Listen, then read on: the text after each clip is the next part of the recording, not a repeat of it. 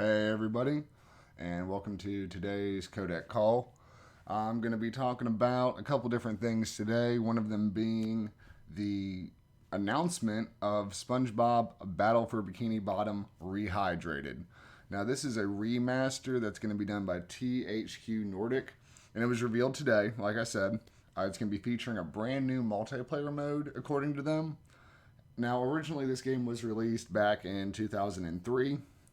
Battle for Bikini Bottom, players took control of SpongeBob and Patrick and other residents, and they basically were trying to defend Bikini Bottom from Plankton and his evil robots. Of course, he's trying to steal the Krabby Patty secret formula.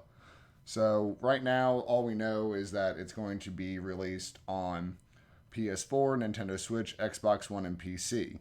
But they're adding a brand new multiplayer mode. Of course, they're going to have better graphics than the original and, a bunch of new gameplay elements. So that's really all we know about it so far, but I'm really fucking excited to play it.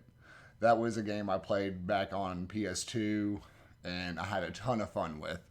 So I'm really excited to see more. Now, they're also going to be announcing a new game tomorrow as well, every day this week, I believe, for the next few days. So definitely keep an eye on their YouTube channel and on social media for their next announcement. One of the other things that I wanted to talk about, of course, is, Nintendo had their Pokémon Sword and Shield Direct today. So the region that we're going to be in this new Pokemon game is the Galar region. From watching the Direct today, I found out, and you all did too, I'm sure if you watched it, that the Poke Battles that take place in the stadium are a very big thing for that region. A lot of people get very excited to see them. It's what the region's basically based around almost. So that kind of stuff is broadcasted on TV. People gather at the Coliseums constantly to watch Pokemon battles. They showed off some new Pokemon, 6 of them to be exact. We got Wooloo, who's a sheep Pokemon. Glossifer, who is a flowering Pokemon. And then the evolution, Eldergoss, who is a cotton bloom Pokemon. And then Dreadnought, which is a bite Pokemon. And Covernite, which is a raven Pokemon. So they showed all 6 of those Pokemon off in the trailer, as well as a couple legendaries that I'll get to here in just a moment. Now, one of the other things they touched on in this Nintendo Direct is what's called the Wild Area. And this is going to be kind of your open, free roam area in between cities where you will encounter random Pokemon battles and such. So, watching it, they kind of told you, depending on your location, weather, a few other different things will depend on which Pokemon you encounter. And so that's cool, it's going to give you some variety. You're going to have to really pay attention to what the weather's like. Maybe you've already been to that area, but it wasn't raining or it wasn't snowing. You're going to see different Pokemon than you would the last time you were there. So that's really fucking cool. I'm just going to go ahead and talk about what we're all thinking. Giant ass motherfucking Pokemon. These things are going to be huge. And the reason for that is a new phenomenon that they're adding to the game called Dynamax. Makes giant Pokemon. When that happens, it boosts their power and it makes all of their moves super duper powerful. To the point where it can do some damage. Like, that's going to be like your ultimate. That's going to be your go-to when you're really trying to put that final blow on the trainer you're battling. So, one thing you're going to need to note about that is going to be, you can only use it once per battle. And let's say that you're using it towards the beginning of the battle, you only have it for 3 turns. If the battle's still going on after you use the Dynamax, your Pokemon's going to revert back to its original form there. So definitely keep that in mind when you're using it. Other thing, Max Raid Battle is what it's called. and that allows 4 Pokemon trainers to fight a wild Dynamax Pokemon that will keep its form the entire battle. Okay? This is basically their version of a raid. Like it says in the name, Max Raid Battle. So it's going to be something that you're going to have Nintendo Online for. That being said, there was also a disclaimer on the video saying that other accessories might be required. We're not really sure what that's going to be yet, though. First watching it, I assumed that it was going to be Nintendo Online, but later on in that same video, it actually had a disclaimer for Nintendo Online. So I'm not sure if the Pokemon or the Pokeball Plus is going to be a required thing, if it's going to be compatible with this. They haven't really said much about it yet. So we're definitely going to have to keep our ear to the ground for more information on that. Now, if you beat this wild Dynamax Pokemon in the raid, you'll all have a chance to capture that Pokemon. One thing you need to know, though, is only one trainer from the group can Dynamax their Pokemon. So you're really going to have to communicate and talk with your group and figure out which Pokemon's really going to be the best to use during that raid. They talked about one of the new champions in the region. His name's Leon. And he's a very high-spirited guy. He really enjoys Pokemon battles. Really nice, easygoing dude. He just really enjoys battling Pokemon. And that's fine, man. That's great. So, the other thing they mentioned, though, is his brother Hop, who's going to be your rival. He also wants to be champion just like his brother, and he starts his journey on the exact same day as you. So there's definitely going to be a bit of competition between the two of y'all, and I can see him being reoccurring throughout the game quite a bit. So, you go to a new city or a different part of the city, he's going to appear and he's going to probably try to start some stuff. Let's just be honest. So they talked about a few of the gyms, or one of the gyms, I should say. And his name is Milo. He's the grass type gym leader. And gym leaders in this game are all going to have their own very powerful Dynamax Pokemon. So going to have to be careful of that. These new gyms seem like they're going to be a whole nother beast of themselves. It's not going to be your typical Pokemon battle. It seems like it's really going to focus on this gym leader having one Pokemon that's super overpowered. And you're going to have to really be strategic. I guess strategic is the best word to describe this new Pokemon game. It's not that the other Pokemon games weren't strategic. I don't want to say that, because you definitely did have to put thought into it, especially, if you're using a Pokemon that's, not super effective against the other type that you're fighting. But I think this is really going to take it to a whole nother level. They also showed off 2 legendary Pokemon, as I talked about before, and they truly embraced the name Sword and Shield. One of them bolsters a large sword being held in his mouth, and his name is Zayakan. And the other one has a shield surrounding his face, I'm assuming for protection. And his name is Zamazenta. Sorry, the pronunciation I'm not very strong with, so you'll have to forgive me if I butcher the name a little bit. But they both look super awesome.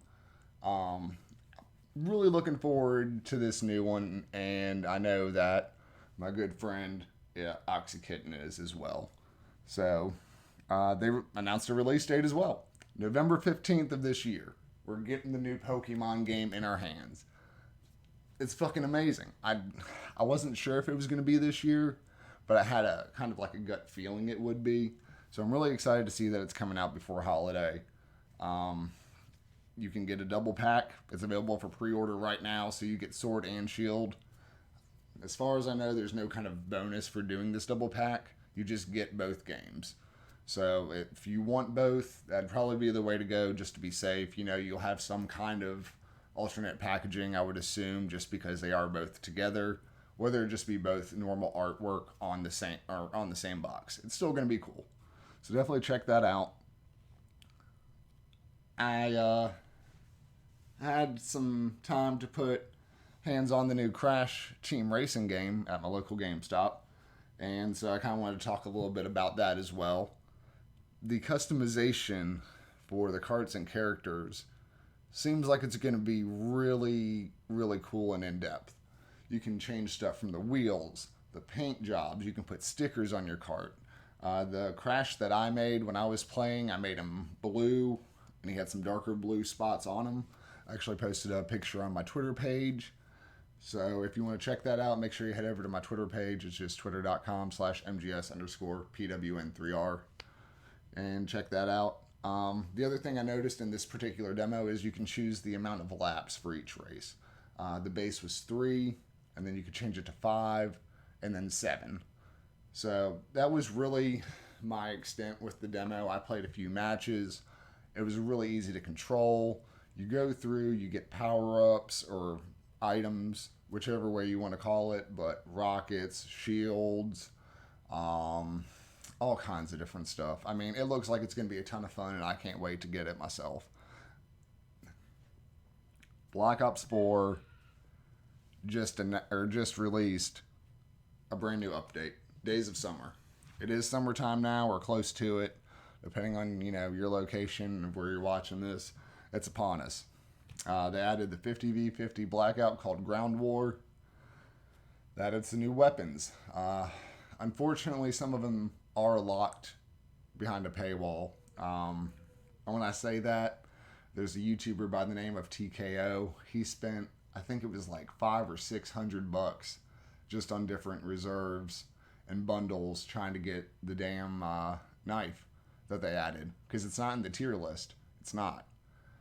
That's a lot of fucking money, and that's really, really discouraging. And I'm really hoping that Treyarch can bring this back.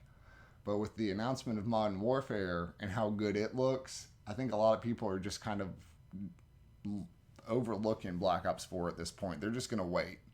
I mean, we're getting Modern Warfare here in a few months, and it looks fantastic. The brand new engine, the 1-1 scaling, I mean, it all just looks fantastic. I mean, there's no season pass with it. So I really am hoping that Treyarch can bring Black Ops 4 back to where it needs to be, because it's had a rough start and a rough life so far.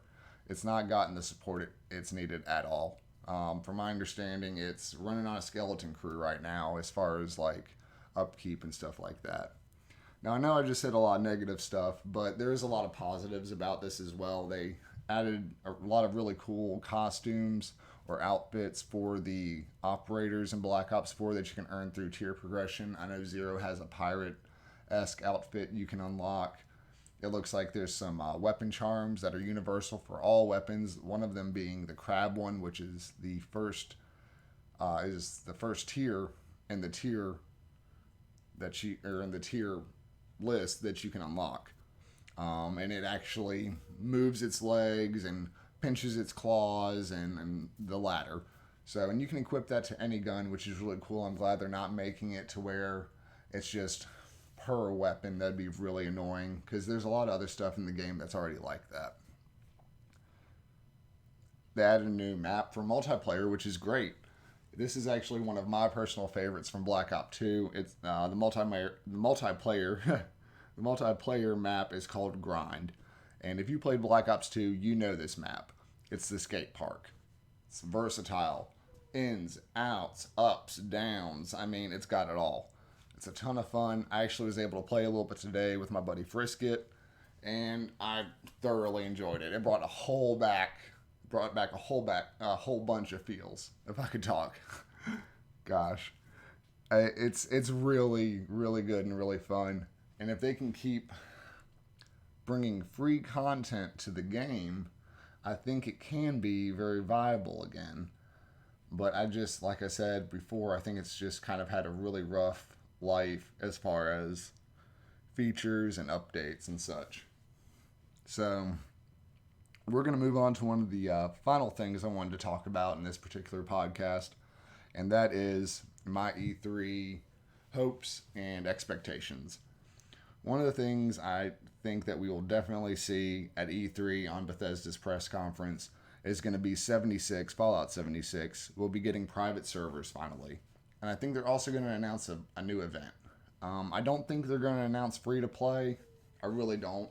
I think that would be a huge slap in the 76 community that is still there. I dabble and play it every once in a while, but I don't play it a whole lot. But it definitely has come leaps and bounds more than it was at launch. They do add free stuff.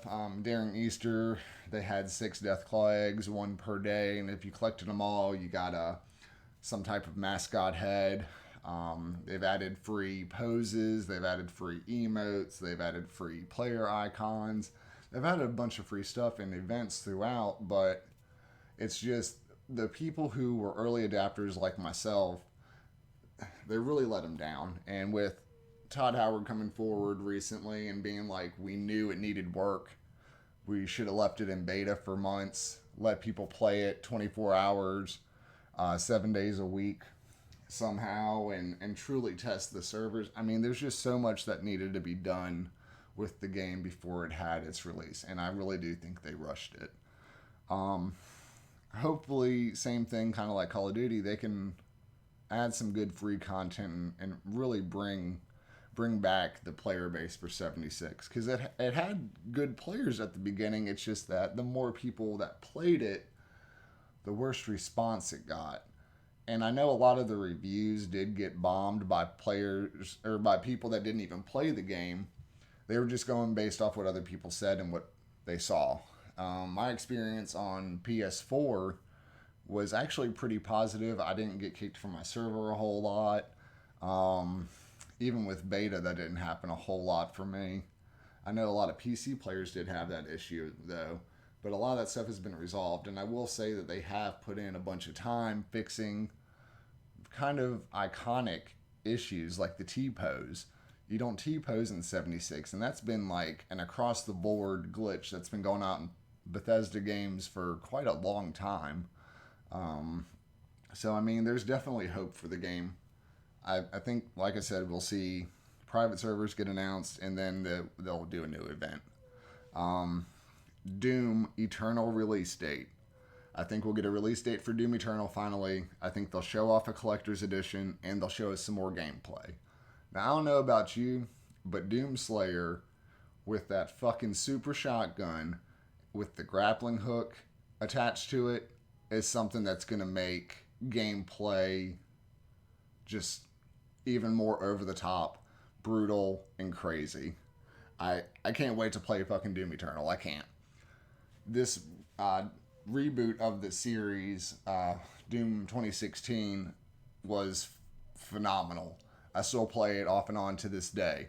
I mean, it's great. Multiplayer still has a very lively community on console. I'm not too sure about PC, where I play on PS4. I do know that I can jump into multiplayer and get thrown into a match fairly quickly.